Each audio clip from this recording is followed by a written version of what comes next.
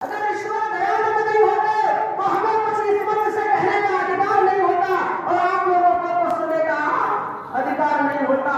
ये ईश्वर देव दयानंद की दया है, जिसके अंदर दया, इतना बड़ा दयालु, उस परम परमात्मा की छत्र छाया में समाधि अवस्था में वो ईश्वर देव दयानंद अपने ईश्वर से पूछ कर एक एक शब्द लिखता है, विचार देता है।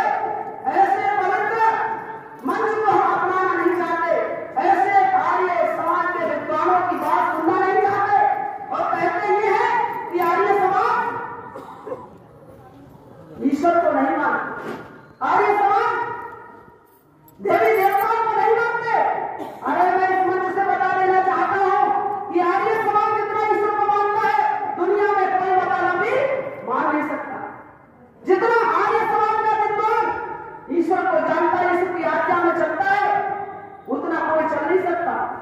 जितना मातृशक्ति की रक्षा करने वाला चरित्रवान बन करके, पवित्र बन करके, जितेंद्रिय बन करके, निर्मोही बन करके, निशंक बन करके, अभय बन करके, ईश्वर की आराधना करके, ऐसे महात्माओं के बीच में बैठ करके अपने जीवन को पवित्र और श्रेष्ठ बनाता है, ऐसा दुनिया में कोई दूसरा मत नहीं है, दूसरा कोई मतामती नहीं है।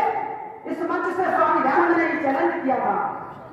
अभी आप सुन रहे थे कि नारियों का पूजन तेरा मन में तत्व देवता, जहां नारियों का सम्मान होता है।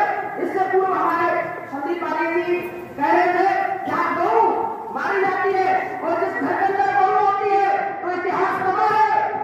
आप देखिए 2 आंसू सीता के गिरे थे, कहां गिरे थे? लंका में। पूरी लंका धराशायी हो गई। महाभारत में द्रौपदी का हरण हुआ था।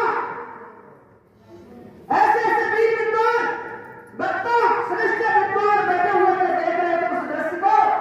बड़ा देख लीजिए कितने विद्वान मारे गए, कितने विद्वान मारे गए।